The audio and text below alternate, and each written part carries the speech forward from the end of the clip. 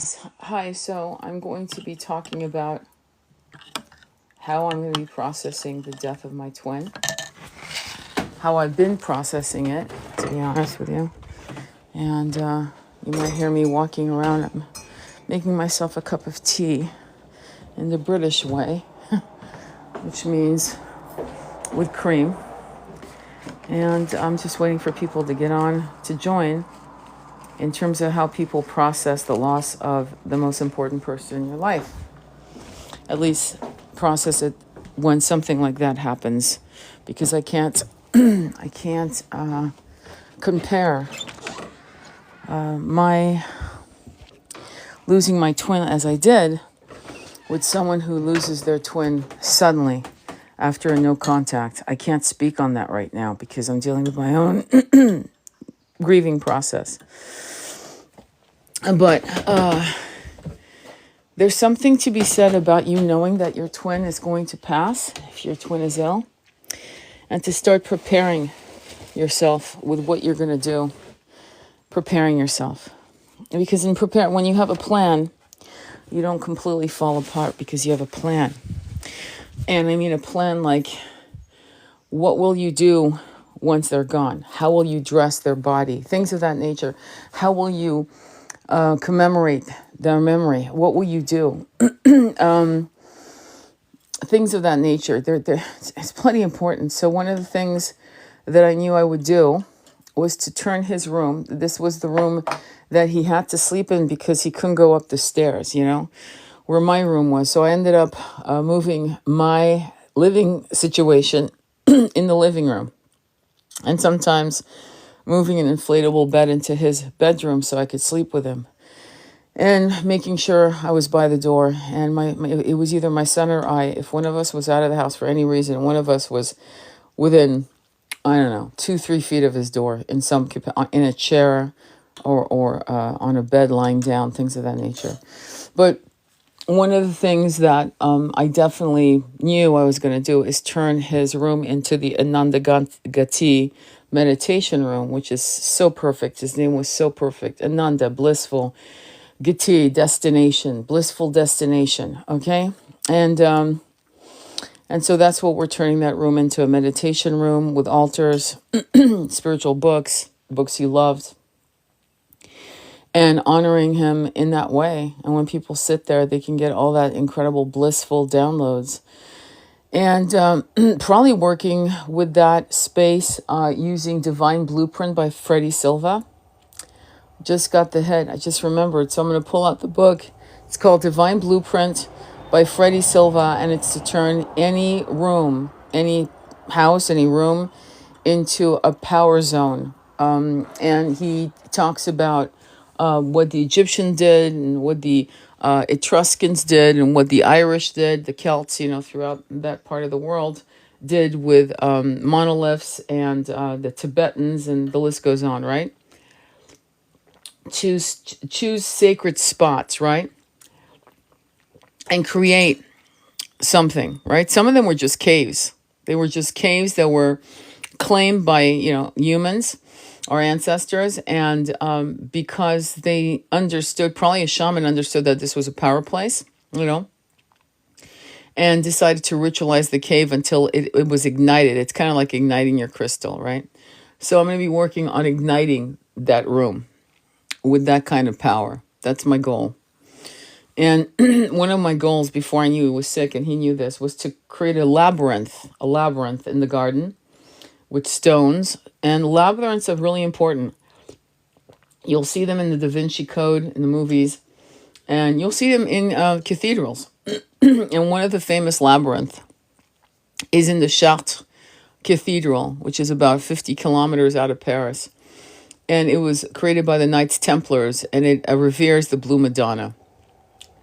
And when I was born, my father drove all the way there to light a candle to celebrate my birth. But I've always had an amazing passion for the Knights Templars, probably because I was one of them. I know my husband was. And I'm sure my twin was. There's a great movie on that subject you may want to look at called Kingdom of Heaven. It really doesn't touch on the Knights Templars in the way you think. It touches on the Holy Wars, the Crusades. But you would get a sense of the Brotherhood and what was going on pre hunting them down by the French king who betrayed them. But that's another story. And again, Freddie Silva has a great book on that. So my process of grieving my twin is I'm having the human experience. Don't think that because my voice sounds fine today doesn't mean I'm not crying or feeling the loss, but the loss collides. It collides with this sense of unbelievable peace that and really hearing his voice speak to me when I go into meditations, and sometimes encouraging me when I'm not in meditation, just saying it's going to be okay. And he had a nickname for me. And there were certain things he said in my downloads of hearing him that were so him. It wasn't my monkey mind making him appear. There were certain expressions I had never used that he dropped out of nowhere, and that was confirmation that it was him. So discernment, self-love in this time of grief is important. Now, what I'm teaching you right now, and teaching you by simply sharing, because I'm not teaching you a fucking thing, is the fact that you have to understand that you can't feel guilty about grieving your twin, grieving your pet, grieving your mother, grieving your grandparent, or grieving a child, God forbid. They're all so different, and they all are very powerful. Your twin, if you were lucky like I was to be in union with my twin, and for him to pass, I will never go back through the dark night of the soul. And I keep saying that to you because I really feel like it's because I was in union. I am in union still. I'm still with my twin in a transformed state. And that right there is guaranteeing me not going. I mean, believe me, I don't see it happening. I don't feel it. I feel massive peace when I go into my heart, and I go into my truth and my light and his light. I am at absolute peace and joy of his transformation. And I feel his joy in finally dropping the heaviness of 3D and dropping it from a place of power like a Nawal. Nawal is a magician, and he did really good. Considering all the shit he went through, all the suffering, it was massive. And he was a man. He was a man with a lot of shadows, like I'm a woman with a lot of shadows. You can't have incarnations on this particular planet with the understanding that we've been taught that wars and famine are normal and part of the polarity, so much so that it has stained our spiritual quote unquote spiritual community to think this is normal. And because many of us have had trauma because of wars, because of famine, all by design, and because we lived these lives in ignorance, meaning we were asleep, to the truth. And when we wanted to find the truth, we were attacked and hunted down like dogs by the powers that be to shut us up. This went on for generations. The witch hunts and the hunts of the Knights Templars, and the hunting of the Celts, and the hunting and annihilation of the Druid community and other gentler communities. Just didn't have a mean bone. They couldn't lift a sword. They could lift a wand, but not a sword. How's that? They could lift a scythe to harvest wheat, but they could never raise it against another human being. They were passive to their own demise. Beautiful, beautiful souls. Used to walk in 5D, and we were one of them until the veils ripped by, again, the 1% manifested by other forces, dark forces that did not want this planet to be as abundant and beautiful and filled with magic as it was. There's a beautiful opening scene in the movie Legend with Tom Cruise. If anything, watch it for that scene, those scenes. It's called Legends with Tom Cruise, and it was one of his first movies. It is so fucking beautiful. It's what the planet was until evil came. And it's an interesting movie, by the way. It was done in the 80s. Tangerine Dream does the music. My twin was a Peter Pan / made into a cynic from the people around him that showed him that humans, for the most part, were fucked up. And if you stay in that zone of cynicism, you could say that's true. But I've always believed, and I don't know where I got this from. I'm not joking. It must be my guides that have cleared the energy of cynicism, because my dad was a cynic as well. I always believed that people were fundamentally good and fundamentally wanted to help other people. Fundamentally. It's part of, people love to nurture. Fundamentally. Do you have,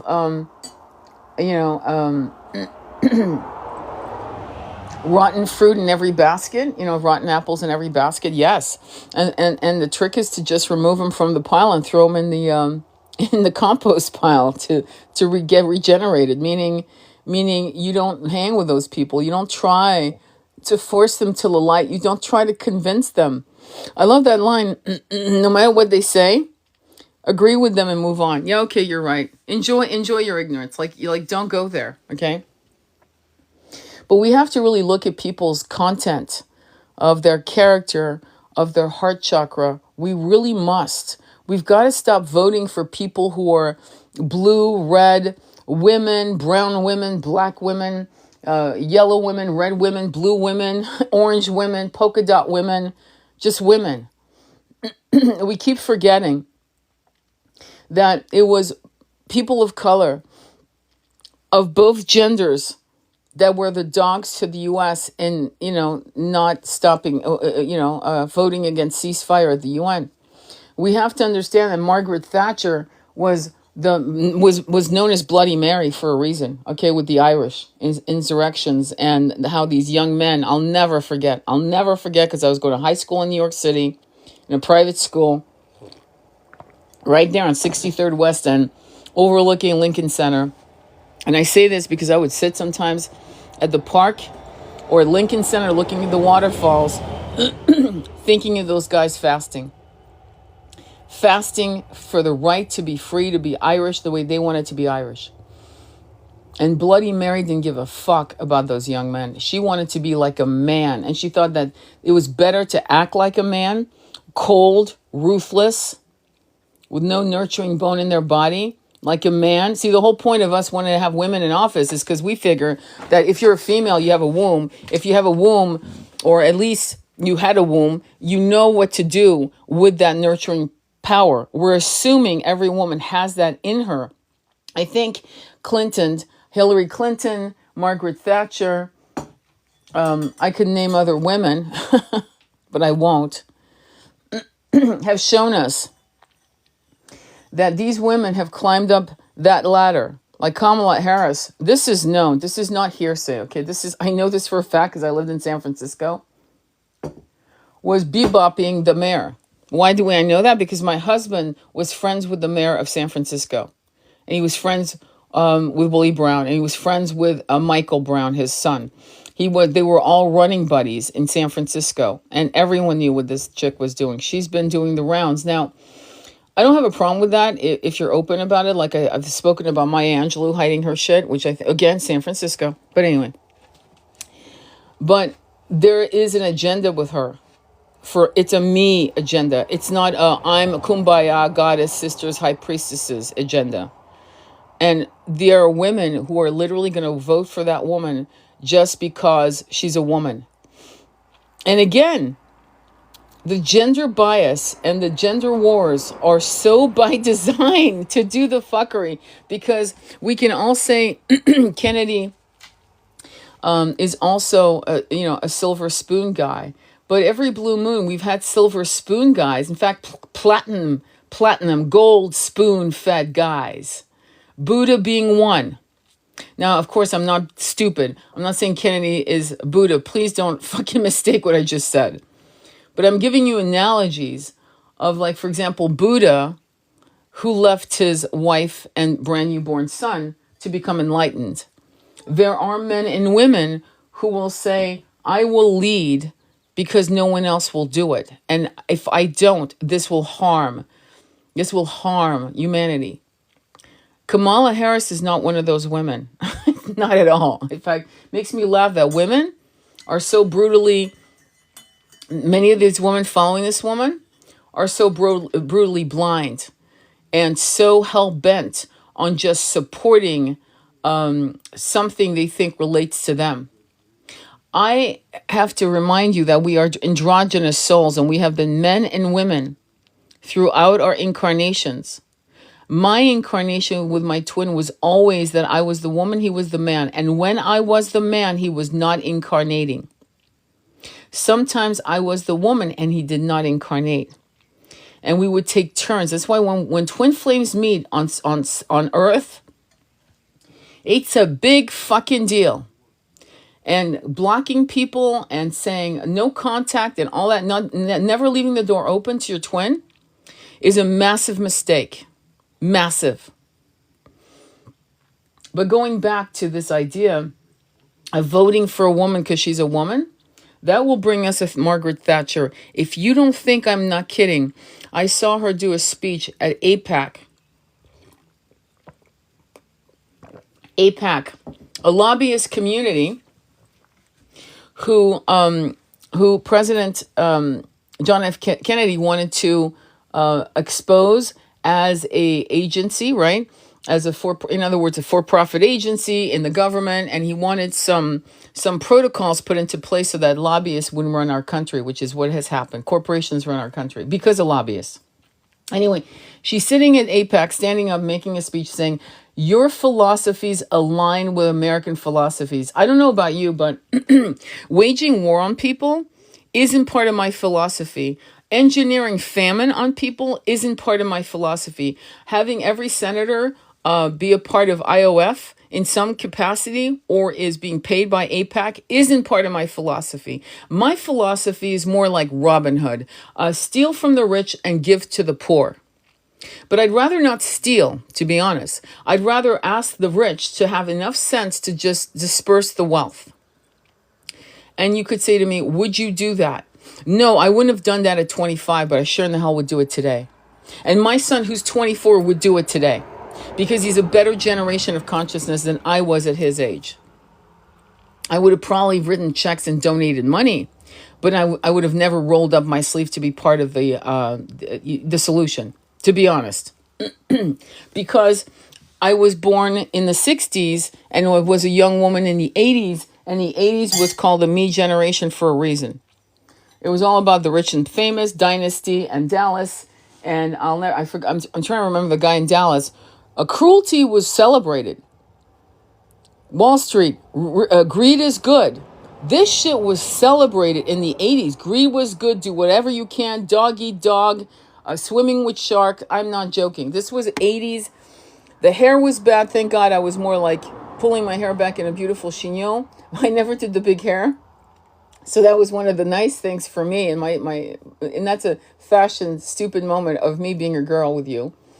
But for the most part, the 80s, people romanticize the 80s. It was a fucked up time on that level of consciousness. You've got to really realize, yes, we're in pain. Yes, we're in pain. But you're fucking awake, unlike the 80s. Like, you know, and you see with open eyes, everything. And yeah, it hurts. It's a blinding hurt in your heart. It's a numbing hurt in the heart. I get it. Believe me, I feel it. But at least you're awake. Whereas in the 80s, I mean, I would do my spiritual fast. I would do my mantras. I would do all that. But do you know what I mean? It was like something wasn't completely like turned on, right? I believe in reincarnation. I was reading all these books.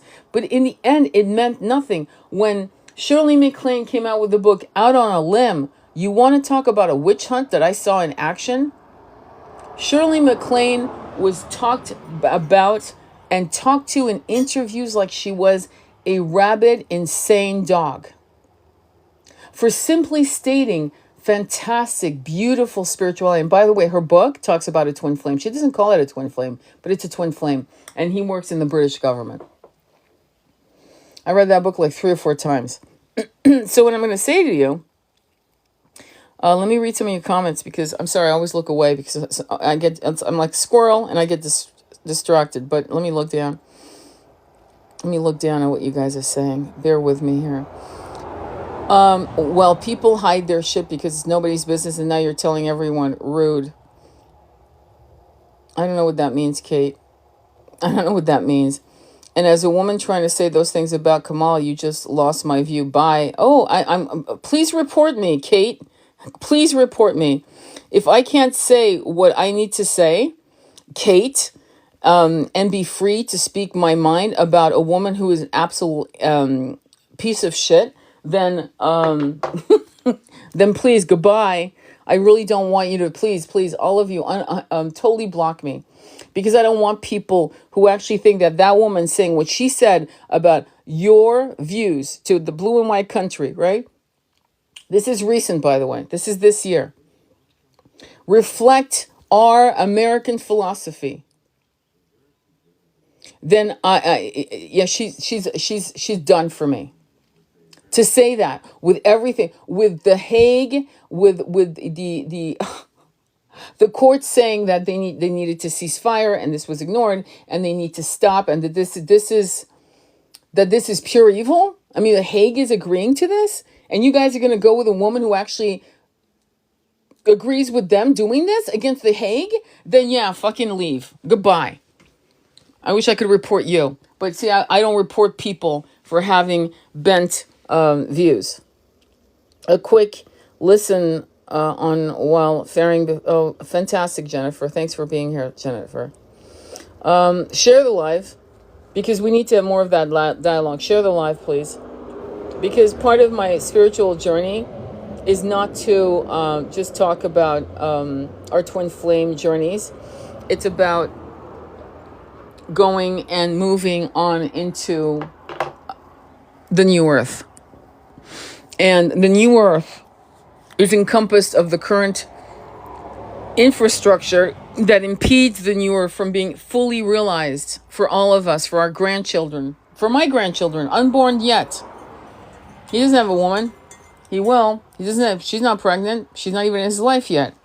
But I am doing this for the unborn children, not just mine, but of future generations I may embody in my new incarnation if I decide to come back here. But right now, I can tell you that many of you who volunteered aren't coming back for 4, 5, 600 years. You're not coming back. Just so you know. So love this planet. Love the fuck out of this planet, because you're going to miss it. You are going to miss it. Believe me. But the nice thing is it will give this beautiful planet a time to recalibrate itself and shift into a higher frequency of sound systems and colors and things of that nature. And the birthing of our species will be upgraded so that it can be comfortable and develop gills, if you will, spiritual gills for the new dimensional frequency. Does that make sense? And that's going to take a little bit of time. Right now, we are in, some people would say we're in Kali Yuga. And I would say to you that we're moving into Satya Yuga, which is completely counter, right? Intuitively. Because, but I say it because when you look at the Vedas that talk about Kali Yuga, they go in a linear fashion. And you and I both know time is not linear. You and I both know there are timelines going on concurrently. So if you want to be in Satya Yuga, step into that portal. If you want to stay in Kali Yuga, the Mad Max of what this society has in some cases turned into, the beginnings of it at least, with all the homelessness that we're seeing, and Vietnam vets, Afghani vets, Iraq vets, all kinds of Kuwait vets, all kinds of vets, right? In particular, Afghani vets, who are homeless today, you know? And the fact that we are more interested in how we fold the flag than how we actually take care of our vets, when the priority is what something looks like to the eye rather than what we could do for someone who is suffering mental nightmares and that's affected their physical health. Not to mention being homeless. Unless you're in Hawaii or a tropical island, homelessness in mainland America is fucking hard as hell. Not to mention now they've made it, because the governments are so corrupt, they've made it illegal to be homeless, and they started arresting homeless people as we speak and putting them to jail to become free labor. Free labor. And when I say free, you might say, well, they pay them $1 a day. Okay. Like I said, free labor. So voting for a woman who is going to impede our ascension is a problem. And so do your research on the third party, because we as an American country have forgotten that we had many choices, and we've been like the fleas in the cup. I don't know if I think I told you the story, but the fleas I told you that in the last live. The fleas in the cup, you put a cup over the fleas jumping, you remove the cup, they never move above the glass ceiling, and generations thereafter of those particular fleas never move out of 3 inches height of the cup that was formerly done to the past generation of fleas. That's us. We have a third party. We've always had a third party. We need to use that might, that fist. We need to break all traditions and belief systems based on lack, fear, the lesser two evils. Why does that matter to twins? Because if your twin is surviving, as mine did, okay, he was just surviving. That's one of the reasons why he got brain cancer, because you can't be, when we were in separation, you can't be in a place of high cortisol stress continuously to survive and thrive to ascend. So our final tower moment was the brain cancer, him resting, eating beautiful foods with me at home, taking care of him, talking to him, counseling him, mentoring him, reigniting his flame of love and belief in Krishna and God, whatever you call God. It's God, okay? It's not my God, it's God, okay? It's just different names. It's like potato is pomme de terre in French. Same fucking vegetable, different name. It makes no difference. It's what's in your heart that matters. What is in your heart? So he finally reignited his flame for Krishna and was able to, drop his body with massive belief in Krishna. And that's big. That's massively big. And so, but what I'm going to say to you is, I, as a twin, has, surviving, sometimes thriving. But the system, the way it's set up, is that when you lose someone or when somebody is sick, they have the Family Care Leave Act, right? Which we know they have. But if you have your own business, and businesses don't have to pay you, which I agree with that. The government should pay you if you need 6 months to take care of a loved one. It should be, but it's not. It's actually not. And in other European countries, it is. It is.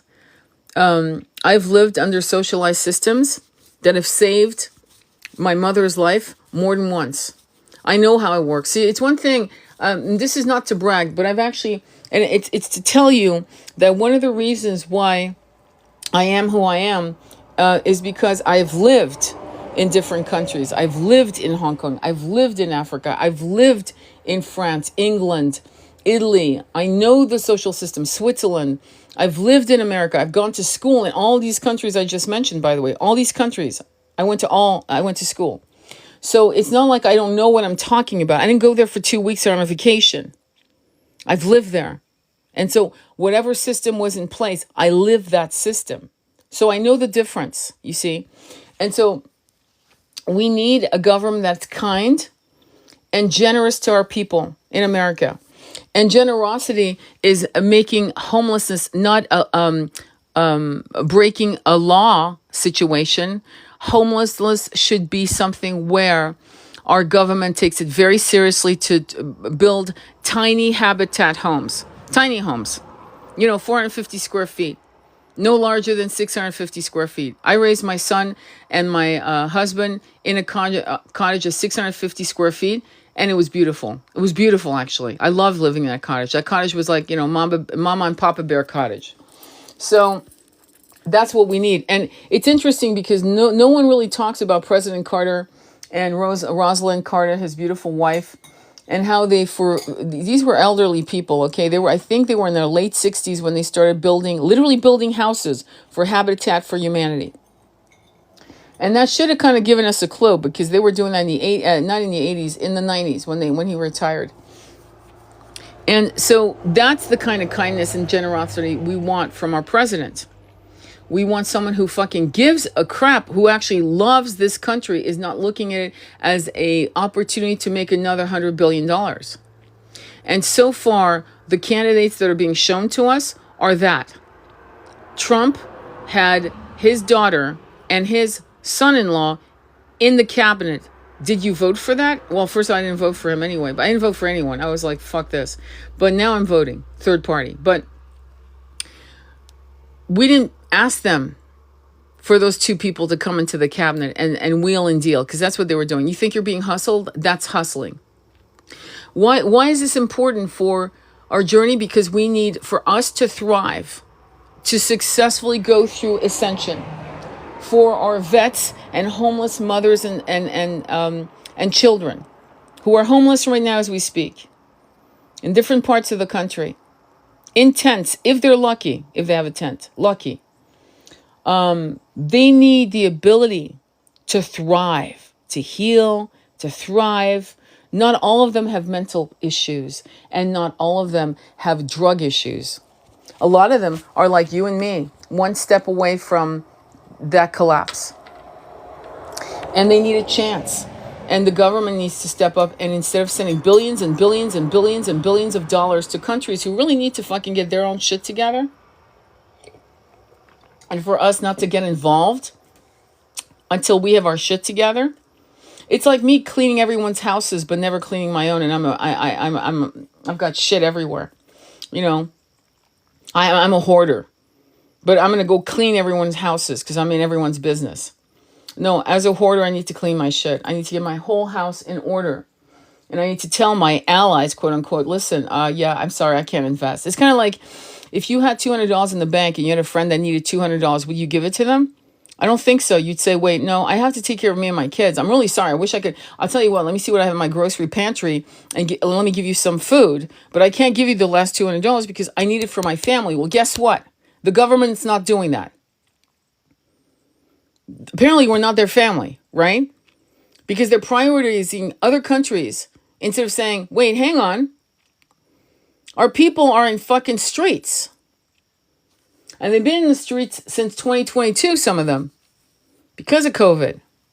While New Zealand was sending out checks for $2,500 a month to every New Zealander under the COVID, lockdown shit. And you and I both know $2,500 is going to cover at the bare minimum your rent or mortgage. At the bare minimum, you're covered. That would have been paid. Food,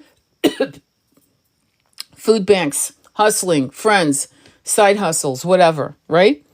But what did we get? I think we got 2 checks for $1,200. And you're shocked that we have homeless people? Shocked? As they were closing down restaurants and shit like that? Yeah, I'm not shocked. Hairdresser shops, it went on and on. They destroyed whole businesses. I have a friend, she was making $250,000 a year. She's now living with her parents, okay? Because of COVID lockdown. So, we need to go back to what is important.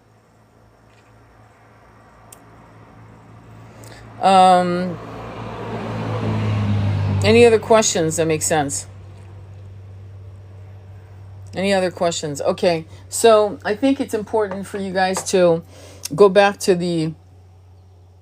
your spaces, to your sacred spaces, and to ask yourself what is important for you right now. If you live in America, what do you want to see in the next 2 years? 2 years. And who do you think can bring that reality to you? But please don't vote for a woman because she's a woman. Do some background research on her character. I know I have. Somebody actually, this is really the ignorance of people just shocks me. A person said, let's vote for Kamala Harris because she would be like Margaret Thatcher. Now, those of you who know why I'm laughing. Those of you who don't, let me give you a little bit of Irish history. And it's not going to be to the details that Andromeda Flame would give you because she lived it. In I brought it up, in 1981, they had incarcerated, I forgot how many, and I forgot the name, of these beautiful young Irish poets, philosophers, who decided to fast in protest of what the British were doing to their people. And she let them die. She didn't give one fuck. And there was pleadings. The world community was saying, please, can you just acquiesce so they stop their fast? But they died. One guy lived for 60 days. And when you fast, you go blind and you lose, so they passed away. And that was Margaret Thatcher, and she was known as Bloody Mary because of that. That was in the 80s. So when you guys think that Margaret Thatcher was a great woman and a great leader because she was a woman and a prime minister, like, think again, like, fucking learn your history, please. It's beyond my time. Well, I know shit from, 2,000 years ago. That was definitely beyond my time. So make an effort to learn what is going on and what they're actually promoting to you. Kamala Harris, after that APAC speech, that was it. I was like, this woman's dangerous. And if she can do that to people there, she can definitely do it to the people here. Anyway, and some of you, please read the room. Read the room. It's really simple. Just listen for like 3 minutes. Listen to what I'm saying for 3 minutes. And ask yourself if the questions you're asking, I'm impatient, is appropriate to this dialogue. It's like going to a cocktail party, hearing them talk about reincarnation, and you want to talk about crypto. It's like completely throwing a brick in the window. Don't do that. Okay, read the room. Look at my content if you have questions about twin flames and twin rays. Most of you that follow me are in a twin flame connection. And many of you who drop in and ask these questions who think you're in a twin flame, I beg you to make sure that you are before you put all that kind of investment. Oh, the other thing I wanted to talk to you about, which is really important actually, is that I had a very, very big, she was a client of mine, very big psychologist who decided to not be in the journey. And that is free will. And this is intense, because this is someone who you would say is highly educated, and she is, brilliant, and she is, beautiful, and she is, but she decided to step away from the twin flame journey. She decided to cover herself over, which is free will, which is fine. But the sad part about when two twin flames are on earth incarnated, it may last for 5 or 6 years. I did the same. I'm not judging her, by the way. I did the same with my twin. My twin and I were talking and this and that in 2008. And he stepped in dog do. And it was the excuse I needed to pull the rug, because I had an 8-year-old son. I had a marriage collapsing. I didn't have time for lovey-dovey bullshit. And I couldn't give it to him. And I pulled the rug for 6 years. So believe me. But twin flames, when they're both on planet Earth, aren't going to be in separation for forever. At some point, some way, the universe will bring you back together by your own downloads, your own fierce need to hear their voice, or to see them, or to make amends, or to let them know, or to declare your love to them, or whatever it is. But at some point, you will reconnect with your twin. And if your twin dies before that happens, which has happened, because you're blocking each other, whatever, that dark night of the soul is unimaginable for the person who survives. And I can tell you for a fact that it's because there was no way, with the energies you were both running on, that there could have been a union. That's why one of the twin, that person's healing was death. Death was the healing. They had to leave because it was not going to happen. So they were given a mercy. Come on, let's go. You're not. She's not getting it. You're not getting it. It's not time. The activation was done. You had free will. You went left instead of right. We were showing you signs. You didn't listen. You gaslit yourself. Come home. And that happens. That happens. With me and my twin, we were very blessed to cross and break massive, massive trauma. And one day I felt the click, like literally almost a sound, like a frequency sound going done, like click. And we had crossed the final bridge of bullshit and it was done. And that's when we got activated to TWINRAY. And it was wild because I sat with this. I don't just fucking kiss my own ass. I'm very hard on myself. And I counseled with Andromeda. I counseled with my son, who's highly psychic, and again, many meditations with my guides, and it was confirmation. And then I told my twin, and he smiled, saying yes. So you've got to see every single journey as an opportunity for you to be in union. It is the goal for you to be in union. It is. However, if your twin is hell-bent on losing and you're hell-bent on your own ego and you want to be right and he wants to be right or she wants to be right, or they're in fear, or honestly, the one that runs through most twins is a lack of self-worth. Swear to God, it's a lie. I'm not good enough for you. I hear that all the time. I'm not good enough for you. I'm not good enough, period. I'm not ready. I'm not healed yet. Of course you're not healed yet. You'll never be fully healed. You won't. But that doesn't make you less valuable and less beautiful and less wonderful to love. It doesn't matter who you vote for. System is rotten from inside out. We have to stop participating. Well, to be honest with you, Melissa, the rottenness, the system is rotten because we have people voting for us in states, right? What is it called? The college, or I forgot what it's called. I'm sorry. I'm tired and trying to remember the terms for this shit, but I remember thinking, wait, hang on. Are you saying that my vote actually, it doesn't really count, that it's done by a bunch of people in different states and they vote as, they're my conduit, they're my proxy? Haha. See, unlike France, where their vote is their vote, meaning there was one time, I think it was in the 90s, where they fucked up on the voting and they re-voted. It took 1 week to get all the votes counted physically, okay? And the French people have a voice because there's no proxy. What is it called again? Bloody hell, I hate that too. You guys know what I'm talking about? My TF is with someone else, but it feels as if sparks fly each time we run into each other. Yeah, but I mean, sparks can fly with a high-level soulmate. Make sure it's a twin. I'm sorry, but there are a lot of psychics, and I told you guys yesterday, I'm putting together a list of psychics who are full of shit in the twin flame journey, who have never been in union with their twin, never been in union with their twin, coaching people to be in union with their twin. That's insane shit to me. But anyway, and a lot of psychics are sprinkling. Oh, you're a twin, it's a twin. No, there's high-level soulmates. There's shadow twins. There's all kinds of different types of scenarios where sparks fly. Okay? Could be a soulmate and the last connection was highly sexually charged and you're reliving that opportunity again. Okay? It's not about sparks flying. It really isn't. It's about all kinds of synchronicities, connections, downloads, telepathy, oracle dreaming.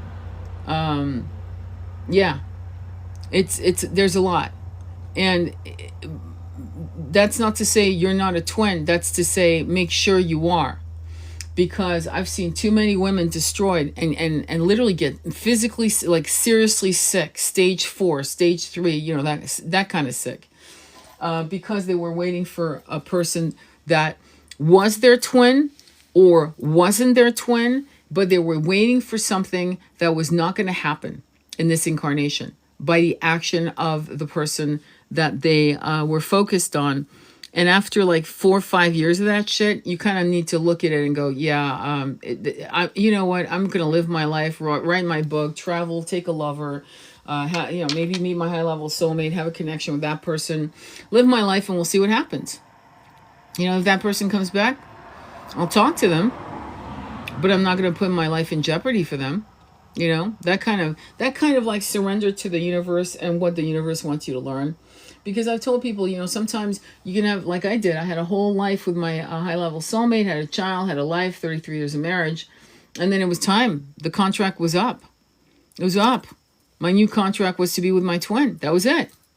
You see? So had I, pined and waited and this and that, I would have, years, decades of lost time. So, and all of these experiences I don't regret at all. I missed you too. Thank you. Electoral college. Exactly. Thank you. That's what I was looking for. So, electoral college. Yeah, that's a piece of bullshit.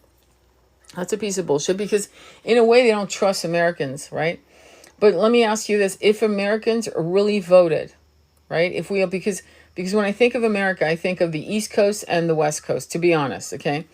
And I think about, and then there's the middle part of the country in the South.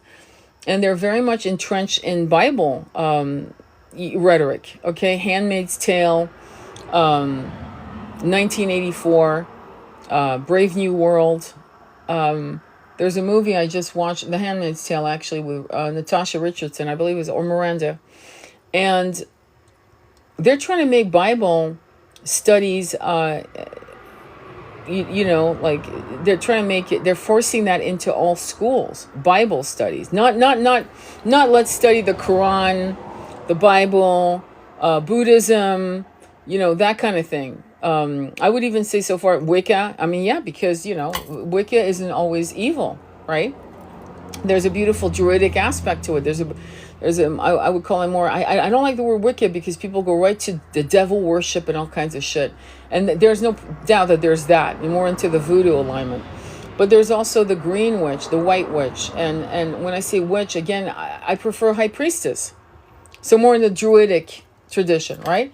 Now, if they were going to do that, now I'd applaud. I'd say, now, wow, we're a fucking country that's finally understanding the concept of the melting pot. Finally getting what that means. And that means the Bible, the Quran, Buddhism, Druidic traditions, Celtic traditions that were Native American traditions, very much aligned with the Druidic traditions of connecting with earth, connecting with the moon, connecting with the wolf medicine, eagle medicine, and so, that kind of thing. Beautiful. I'd be so excited. I'd be, oh my, yeah, yes. That would be awesome. But no, they want to take the Bible and hammer the Old Testament into our faces and basically put us in chastity belts. That's what that shit's about. And when I say that, I'm not saying that from the voice of a feminist.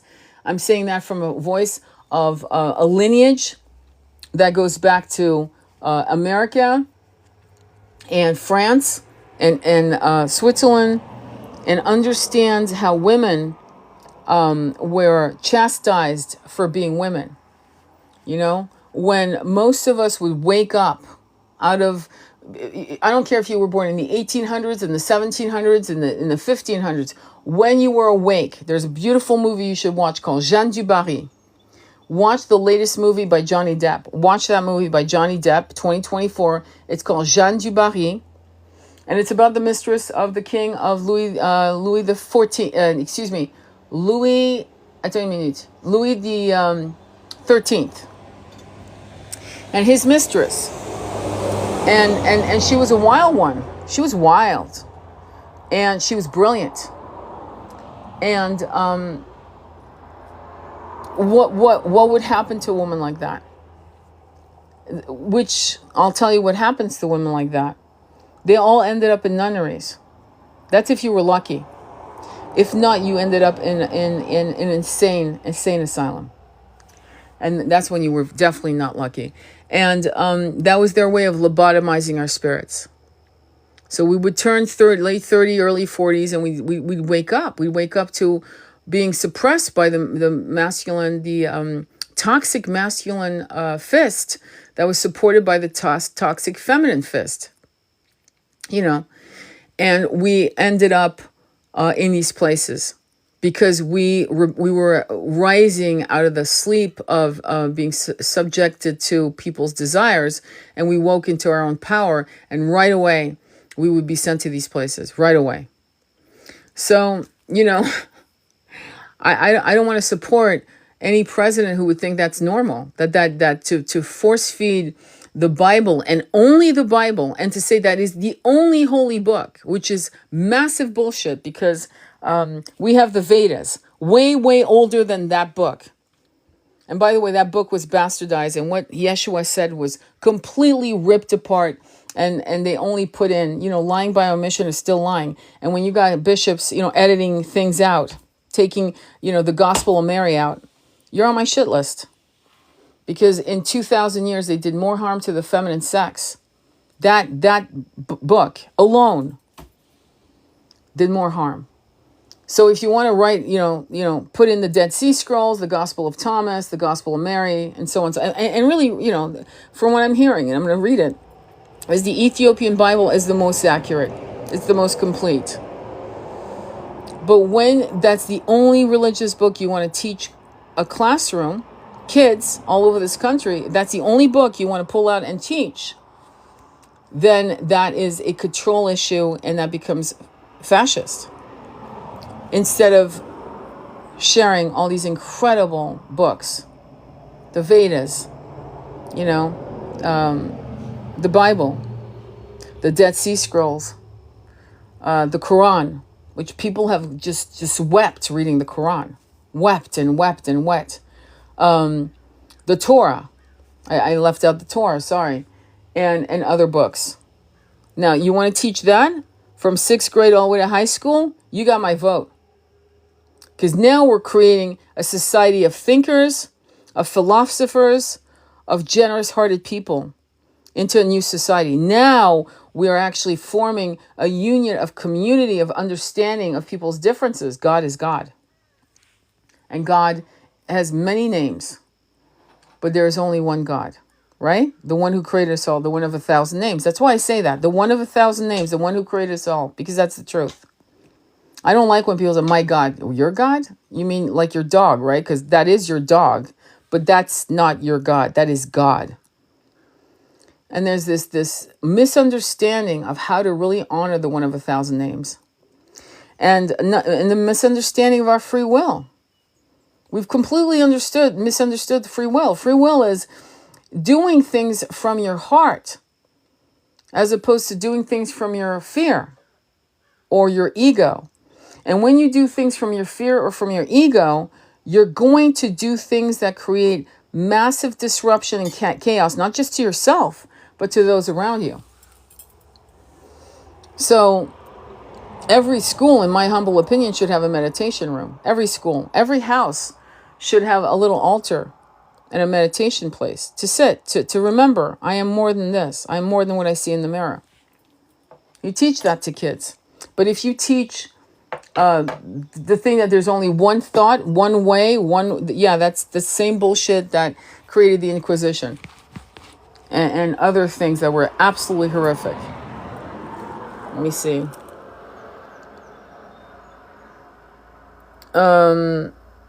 We do have the power to actually, but most don't realize, and we should take our birthright back. Absolutely.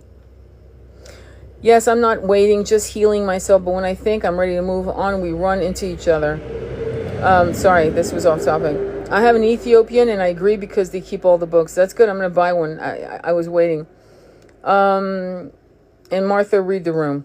Anyway, so any other comments or questions? So we know why we're voting, right? We know why we're voting. We know why this is going to help our twin, because our twin will benefit from a infrastructure that is kinder, calmer, is really focused on peace, prosperity for its own people, which is America. You're voting here.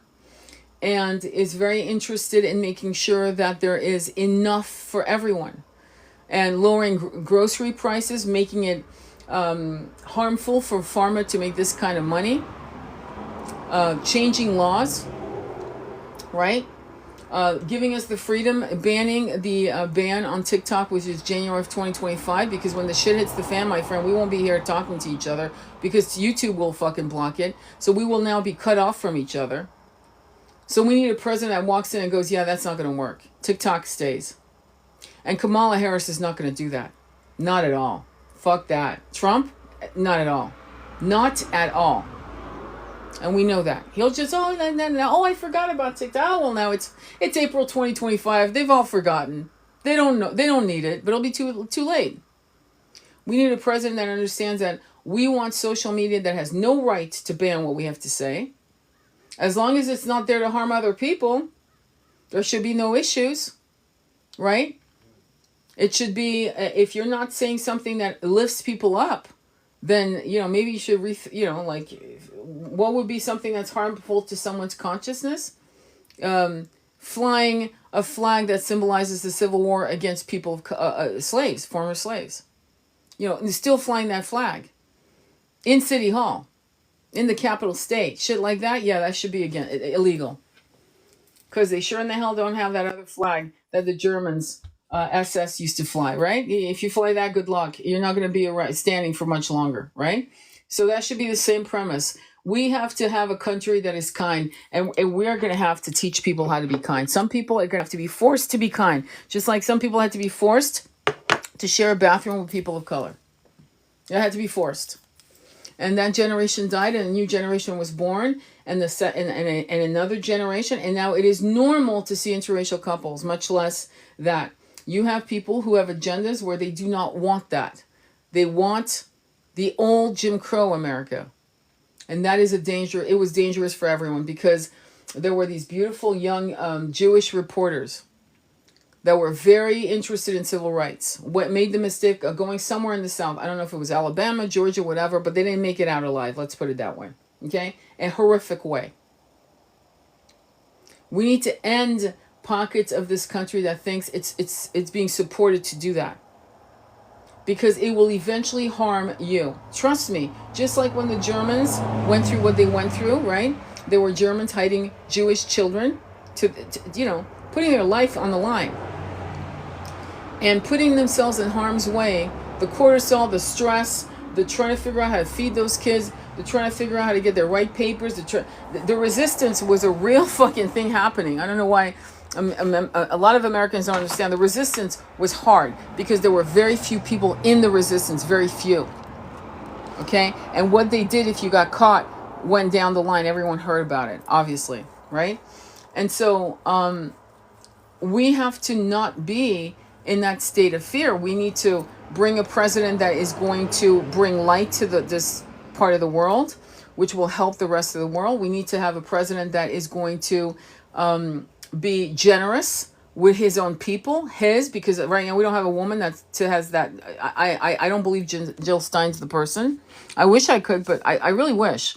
But I know for a fact Kamala Harris is a piece of shit. I know for a fact. Trump is just doing his thing, and you can't blame from being who he is. I mean, what you get is what you see. What you see is what you get. I mean, I'll give him credit for that. People are tired of bullshit. They're tired of bullshit. I get it. The Democratic Party has been a massive disappointment. Massive, like beyond fucking belief. And I was voting Democratic since I was 18. So it's not, and I voted straight until 2014 when I went, this is new. I can't do just two parties. This is stupid. I'm wasting my time. But third party is now on the ballot, and I'm going to go vote. And I'm going to be picking up the phone now that my twin, God bless his soul, has passed. And he walks beside me. I'm going to see if I can help get that man in office. But I can tell you this. The fear of the lesser of two evils is running like a cancer through the blood of this country. It's not good. We have to stop thinking like that. It is a lack frequency. It is, I should be happy. I should count my, what was it? I should count my blessings. Yes, count your blessings. Be in the state of gratitude. I teach that constantly. Absolutely. This morning, I did my chakras, and I did thank you to all my chakras. And I did a mantra of Om Namah Shivaya to all my chakras before I rose from bed, right?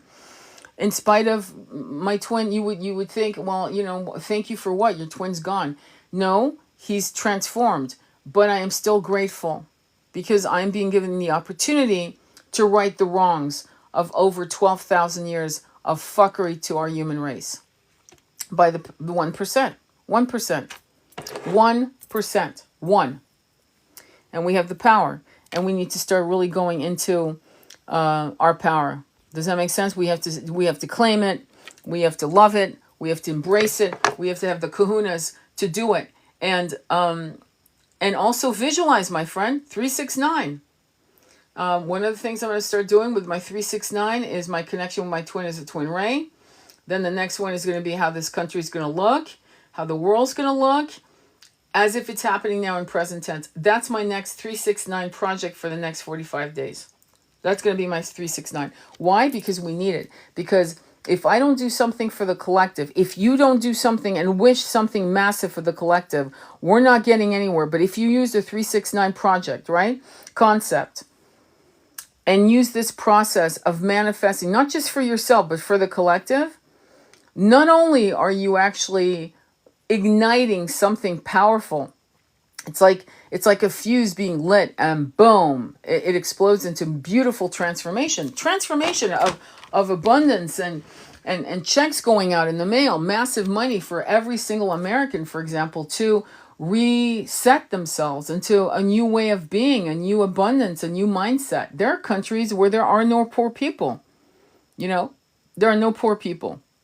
They have to import people to serve them. They have to import them because there's no poverty in their country. None. Everyone's thriving. Everyone has an overabundance of resources. And so they have to import people to serve them, which is, on a side note, there's stories behind that one that's not good either. But that's on a side note. But this is, when you are given everything your whole entire life and you're not taught philosophy, right? You're not going to come out very empathic, right? You can actually raise platinum spoon kids who will have massive hearts and massive generosity in their hearts. You can do it, but you got to do it. You got to raise them. You got to show them shit, When I was a kid, you could say I was raised with a silver spoon. And we lived in Hong Kong, for example. We lived in Africa. And the contrast between the wealth of being in a 5-star hotel and the severity of the poverty in those days, in the 70s when I was a kid, you can't escape that unless you shield your child from it. And my parents exposed us to that so that we would grow up with empathy and understanding that not everyone lived like we did. And not to say, well, I'm glad it's not me. It was more like, why is this happening? Like, why is this normalized? Why are these people fucking suffering like that? Why? And then over time, growing up, realizing that it's by design, by the 1%. So when you have somebody who's coming out of a family like the Kennedys, which if you've looked at their history, they've always served this country in the best way they could, for real. You can look. You don't have to take my word for it. You'll see that there's something about that family. It could be because of their background. One of the things I will say about, and I've told this to Andromeda, who's Irish, I've said there's something about your people. It could be the suffering. When the Irish came here, they were treated no better than being an American slave. They were treated like shit. They were treated like they were less than a dog. So the Irish have a history in their own country being conquered. Queen Victoria was designing the potato famine. This is on record, by the way. I don't even know why we make movies about Queen Victoria, like she was some kind of good human being. She was an asshole. The whole country was in mourning because she lost her king. So everyone was wearing mourning jewelry, black clothes. It was a fucking shit show. People had to go to Europe to just fucking decompress and feel like there was color in their lives because of Queen Victoria. She was a psycho, okay? A selfish chick who only cared about her needs and how she looked and how people perceived her and how she perceived herself. Look up her history, the real one, not the little movies. So we've had women who could have done massively better in leadership roles, and we've seen them do horrific things to their own people. Okay? Queen Victoria being one of them, to the Irish. That was her people, by the way, just so you know. Okay? If she really wanted to call them her people, but they were her people under her rule, under her protection. And so we got to be careful about voting for women just because they're women. That's like, to me, so toxic and stupid. That's like the toxic matriarchy mindset. We have to vote for people who you can tell give a shit about people. And Kennedy has put his career on the line many times for his belief on many things that I've studied myself. Many, many things. Thank you, Rachel. And You know, one of them, his studies on the MMR. Okay, Rolling Stone article you couldn't find. If I paid you $100,000, you would not be able to find that article. If you do, send it to me because I want to see it, because I used to have it. But he wrote an article in 1998 in the Rolling Stone magazine about the damage of the MMR, what he was doing. And he used an Amish community to show that this was isolated to people who were doing the MMR, because, as you know, the Amish don't vaccinate. They don't. All right. So his study was definitely going against the grain, as was Dr. Andrew Wakefield's studies on that. But what I'm saying to you, he was interested, Kennedy was interested in shit that had nothing to do with his political career. I hope you know that. Nothing. But he realized that there was something unjust going on, and he got involved. That's what that man does. And that's what I started seeing in 1998. That's why I was like, geez, I hope he went, he votes. And I'm not sure John Kennedy, our beautiful boy that passed on the airplane. I'm not sure, even though John had George magazine, and I don't know if you guys know that, but he was about to expose how and why his father was unalivened, in the car. More and more footages are coming out. Footages that John would have had access to way back when in the 90s. And he was a presidential candidate. I hope you guys know that. They were the perfect fucking Camelot couple come back to life. And, he was removed. Let's put it that way. So at the end of the day, what we have to look at is, what is the incentive to people coming into the White House? Because if you think it's you and helping you, you're barking up the wrong tree. What will be the incentive with Kennedy? Because he's not stupid. He knows crypto, blockchain crypto. He's probably made his fortune doing this shit. He's like a gentleman farmer, basically. I don't know if you've seen his videos. He's like a gentleman farmer, just kicking back, in shape, running, totally about good nutrition, good food, good you know what I'm saying? Oxygen, all of that, right? Probably the fittest president you'll ever see, ever. And he's coming in to be of service to his countrymen. I see that. That's what I see. I don't see someone else coming in saying, I wonder how many billions I could make while I'm in office. I'm not seeing that. I'm not seeing that in the way he talks, in the way he is presenting solutions. I'm not seeing that. I'm not seeing Trump saying anything about what he's going to bring to the country. I really don't. I don't see anything that is any different than he said, the last time he was here in office. And the fact is that we would prefer to have one or two toxic people in office rather than really try to bolster the faith of other people to go for third party is weird to me. Don't we all want pure food? There are people who are doing videos on bread. There was a guy that took a slice. He said, I've been buying loaves of bread from these people for years, and I don't know what it is, but this bread fell in my sink, and it was wet, and it didn't fall apart.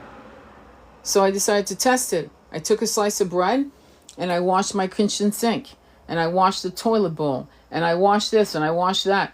It's been a week. It still hasn't collapsed. It hasn't broken down.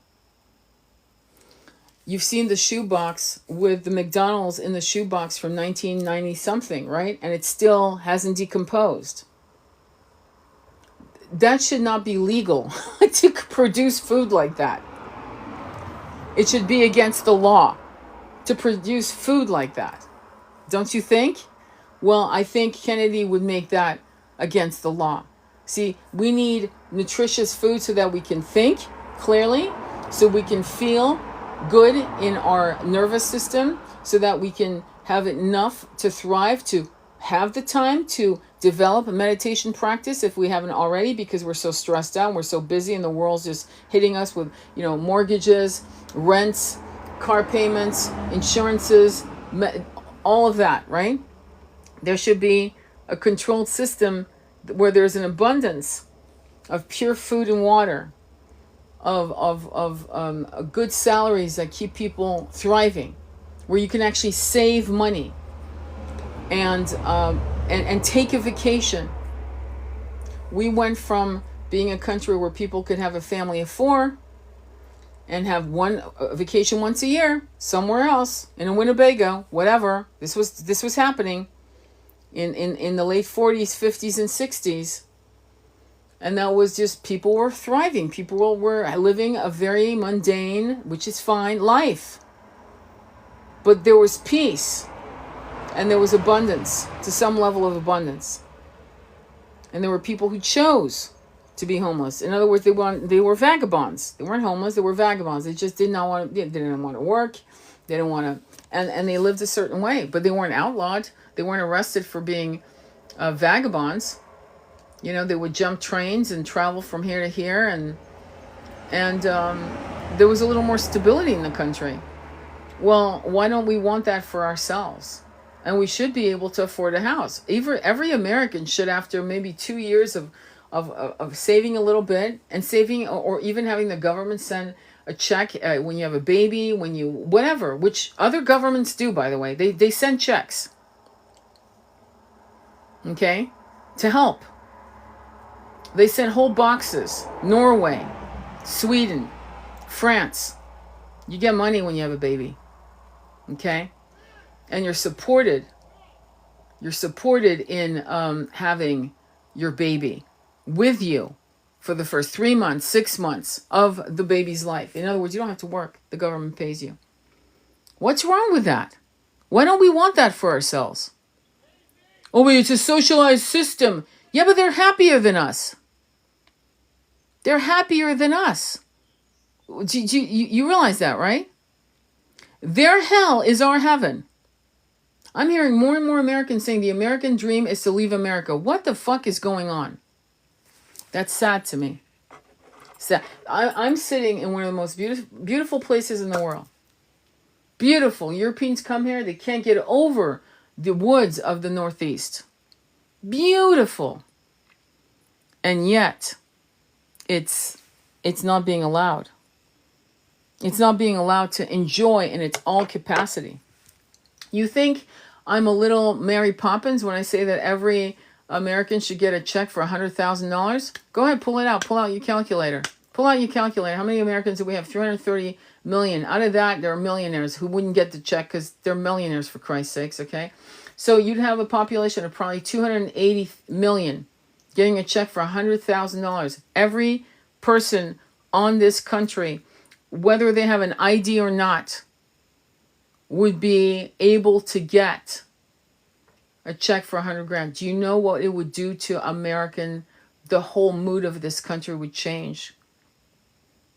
There would be a massive, like, it would be a B12 shot for the economy of this country. People would be buying homes, building homes, buying land, planting crops. They'd still have to work because it's not enough money for you to never work again. You'd still have to work. But the thriving level, the surge of excitement and joy and gratitude in this country would take it from where it's at, which is not a good place mentally, emotionally speaking, to a place of absolute power. This country overnight would be fucking celebrating. Wow, can you imagine the vibration you would feel? And it wouldn't matter if you didn't have an ID. Because you know what? We all have thumbprints. We've all been fingerprinted. You can just scan it and see who that... Oh, you're Mary Bright. Oh, okay. Here's the check. We'll help you so that you can get it cash in your bank and open a bank account. We'll help you with what you need to do to make sure that you have access to the money. That's important because there are a lot of people that have lost their IDs during this homeless debacle. And to get your ID again is a big problem. It's massively hard to get your ID. Once you lose it, it's fucked.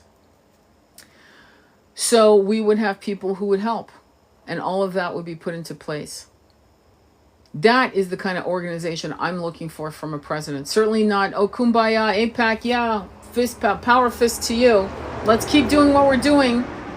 You know, I support you. Your philosophy reflects my philosophy. No, I'm not here to geno children and women. No, that's not my philosophy. Thank you. Or starving them. No.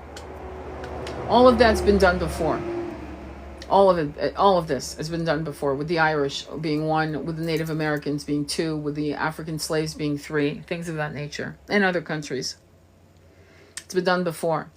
And so we need to be massively awake, and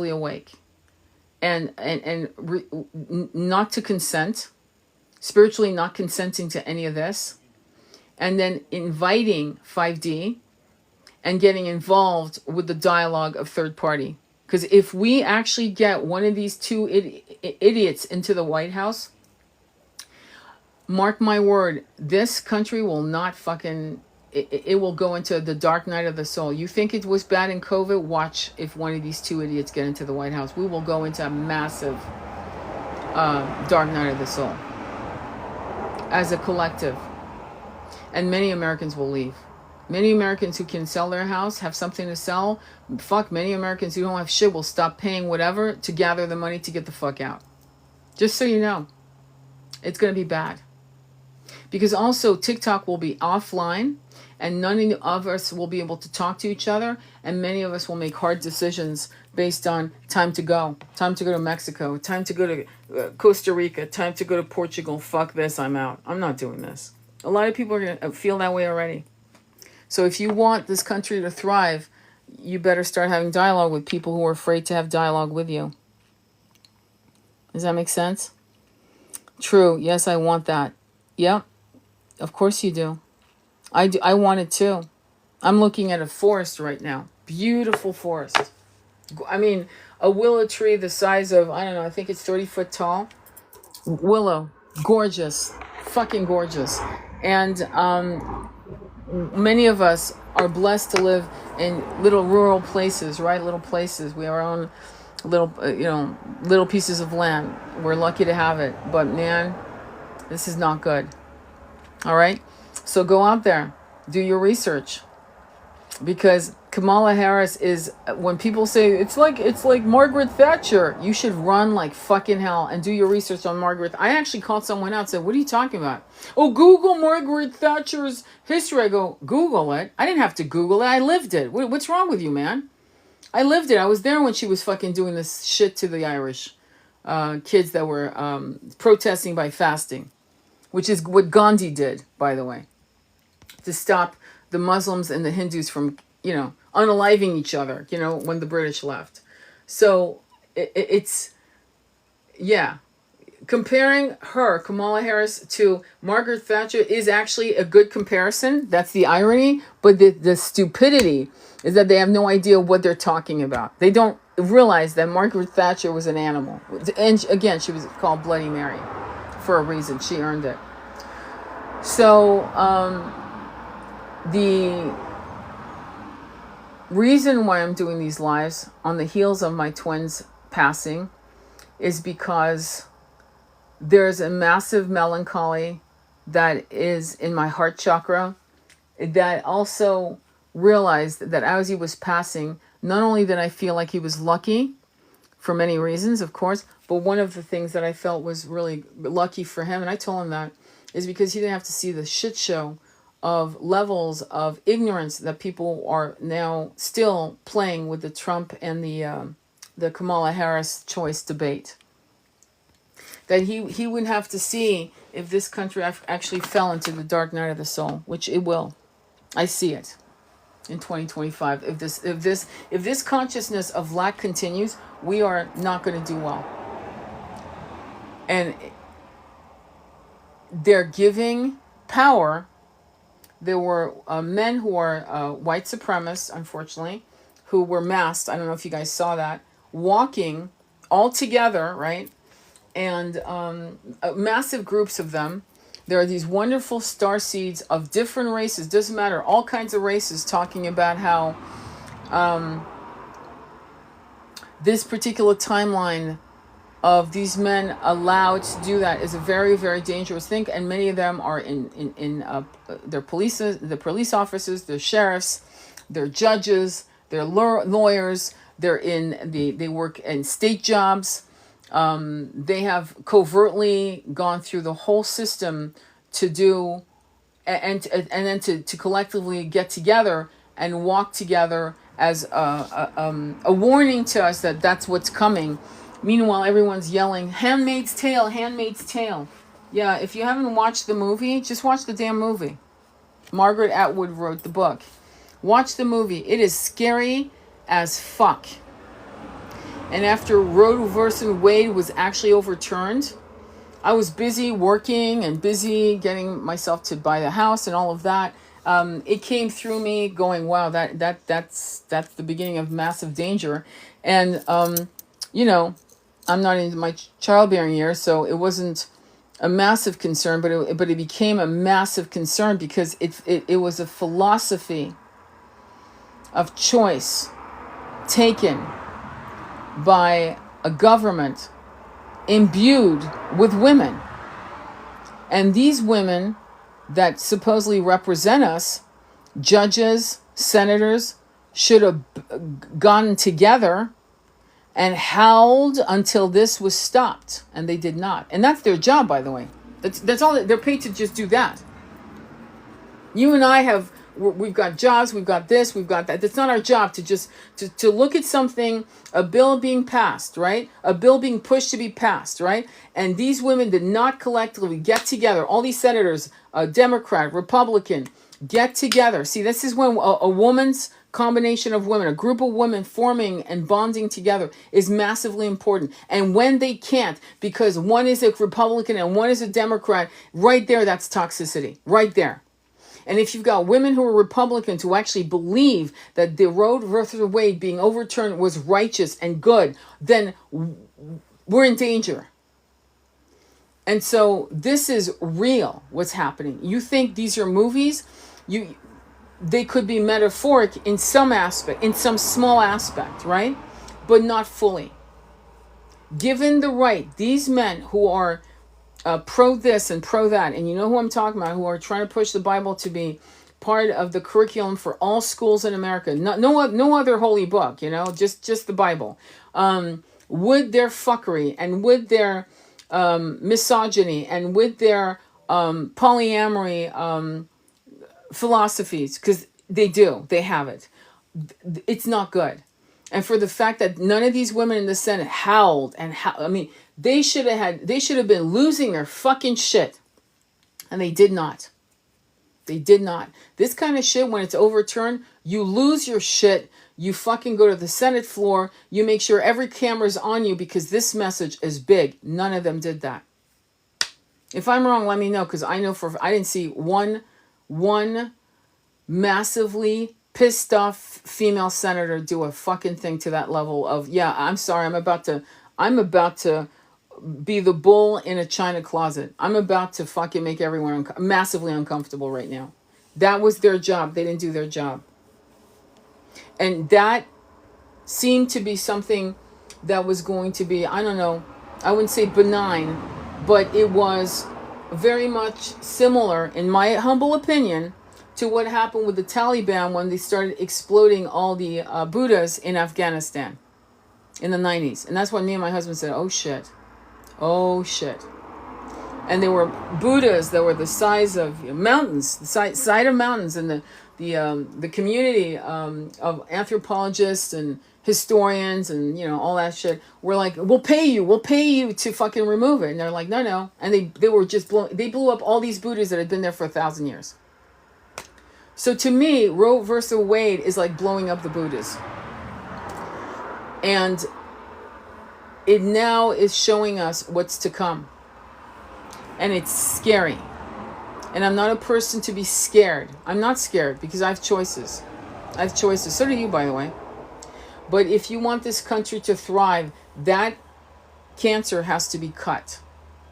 It is a dangerous cancer. It cannot continue. You want to teach Bible, Quran, Torah, Wicca, Hinduism? You got my vote. We're good. Excellent. Good. Let these kids learn all that shit. Comparative religion. There you go. Which religion do you like best? Oh, I like Christian. Okay, good. Be that. But they know about all these other religions. That's beautiful. But what they're doing is fucking narcissistic. It's ugly. It's toxic. It's corrupt. And it will only harm all of us from our ascension. Right? Any questions or comments? I've never really said this to this level. The Handmaid's Tale. The Handmaiden's Tale. No, actually, it's not The Handmaiden. Is it The Handmaiden or Handmaid's Tale? I forgot exactly. But that's the movie with Miranda Richardson.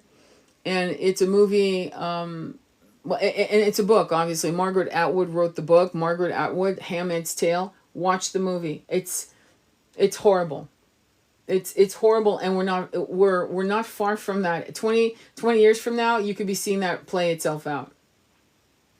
I wouldn't be surprised if we allow these, and they're all masculines, right? I hate to say this because I love masculines. Okay, I love beautiful starseed masculines that are on the journey of the ascension. They're beautiful souls. Thank God, bless them all. There's some wonderful ones coming out, being exposed to the light. Regina Meredith has been interviewing, I forgot his name, but he's got dreadlocks. Beautiful man, inside and out, beautiful, inside and out.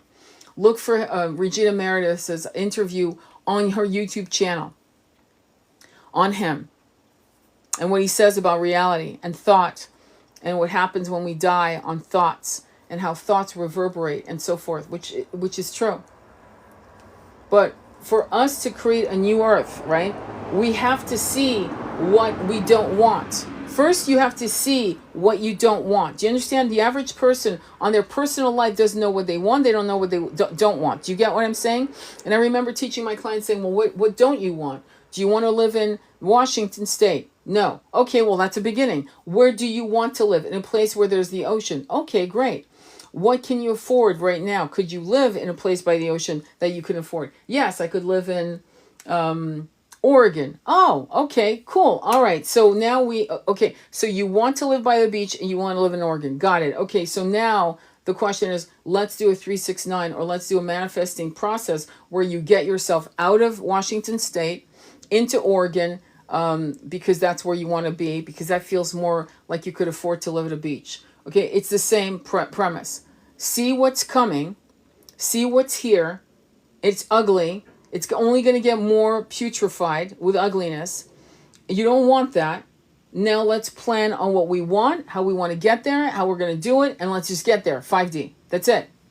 Does that make sense? But you can't be blinded to what's coming. And what happens is when you know that what you don't want is coming at you fast, it creates more urgency for you to create what you want in the present tense, working with the universe to manifest the reality that you want to step into because you feel deserving, you feel ready, you know that that's your birthright.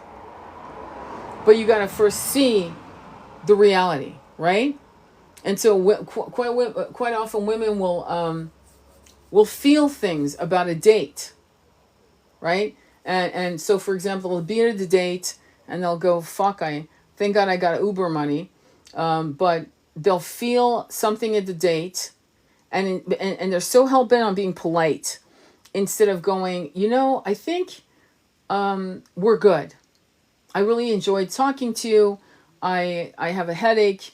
I have to go now. And you go. You don't have to proceed through the date to see if you're wrong.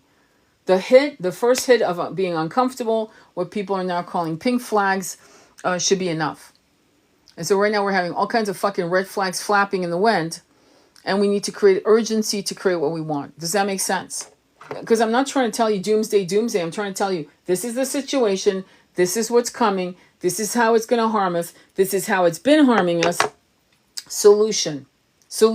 Urgently driven to let's go this way. This is the path to 5D. And part of it is voting for what you want.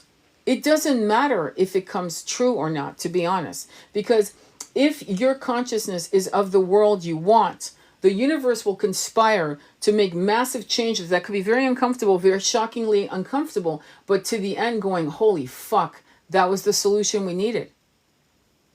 And the solution that you are driven to manifest will come to pass because many of us are driven by the same desire for the same solution. So you have to trust that even if your vote doesn't count, in the end, yeah, just show up and do it because it's almost like a ceremony.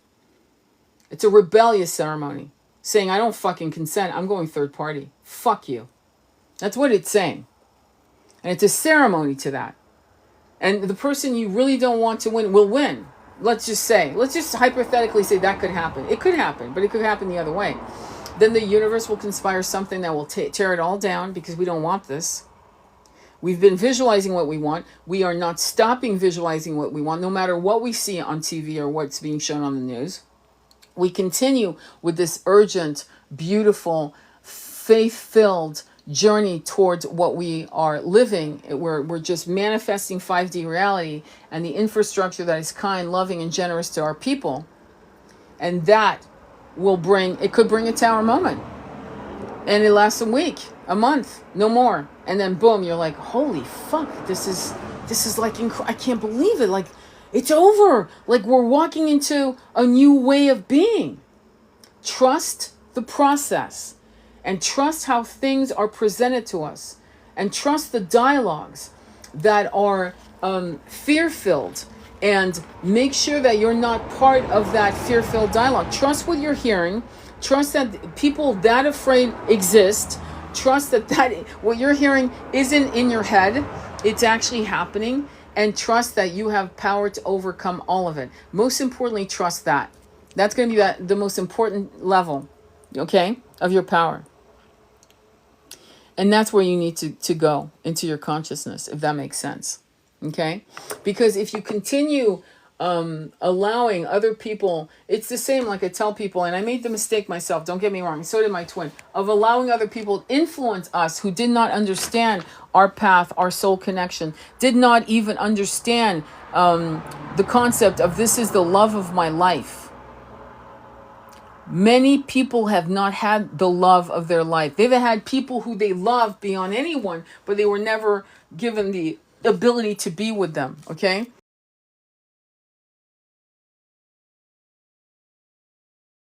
The love of your life. And then taking advice from people who don't even know what you're talking about. They don't know. And they are giving you advice based on their own pain. Leave him. Leave her. Plenty of fish in the sea. You know, that kind of thing.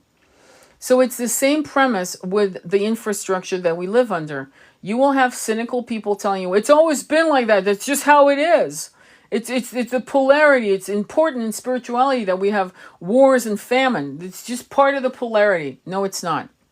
As I've said many, many, many times before, no, it's not. There was once a time when this planet was in 5-6D and there was none of this shit. None of it was here. It was brought in by other forces. Do your research. Open your eyes. We're not the only planet. We're not the only life form on the planet. In fact, we have reincarnated from being sentient beings in different bodies. Some humanoid, some not. And we've had incarnations on other planets. We're not the only life form. Let's just stop with that bullshit. That's like so arrogant. It's like a little 2-year-old that thinks the whole world revolves around them. Which is cute when you're 2. It's not cute when you're 52. Okay? It's not. There's so much more that encompass. So what you feeds the collective. So if you're cynical and in a place of despair, like it's always been like that, it will never change, you're actually poisoning the waters of the collective who feel differently. If anything, if you can't be part of the solution of manifesting this new earth, then neutralize your thoughts as much as possible. If you can't visualize this new earth, then just neutralize this negative thought and just keep, your job is just to neutralize so that you don't infect and pollute the frequency vibration that's being co-created by all of us who believe that 5D is here. And that we just need to show up to the appointment, to the divine appointment. That's going to be the most important thing. And this is why we teach chanting in Andromeda Flame and I, because we know that chanting will control the monkey mind of fear. And so I will leave you with that. I will upload the video and hopefully you can share with other people. I am doing a GoFundMe to help with my beautiful twins' funeral, memorial, and for other things, you know, because I couldn't work as much with taking care of him. And so that is not, I'll put it on my Linktree today, but I don't want to, I feel weird putting it on TikTok as a video. I just don't think, I'd rather put it on my Linktree, and then you guys can click on it, and then you guys can actually look at his beautiful poem on Tagore, on death, and see why maybe get a piece of why he is the love of my life, and what made him so special, and how beautiful he was in the physical form, and how beautiful he is now in his transformed true self. And yeah, I just feel, whenever I think of him, my face, I light up inside.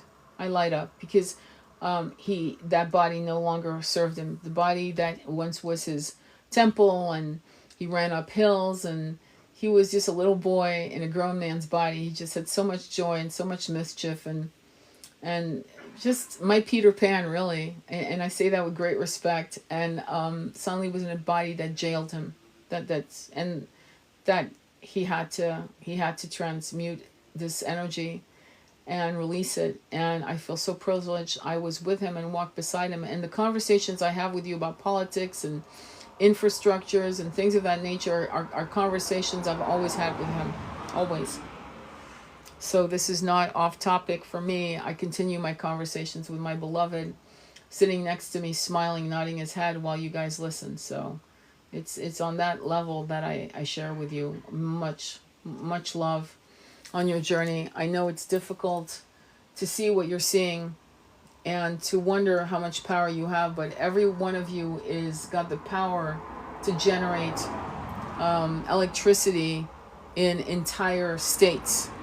Just one soul has the power to do that. At the very minimum, your electric energy, what makes you a soul, could light up an entire state. And I don't mean Rhode Island, I mean like Texas or anything, like that. And that's on a minimum. It's a greater scale than that. And if you know that that's true, then if you can control your consciences of lack and fear and despair, control it, train it into what we just discussed, into manifesting, into training yourself with 369, into all of that, right? Then you will see the magic. I'm going to tell you the magic. My son, we live in a house, right? And there's a front mud room and a back mud room. Went outside the day my twin passed and found $130.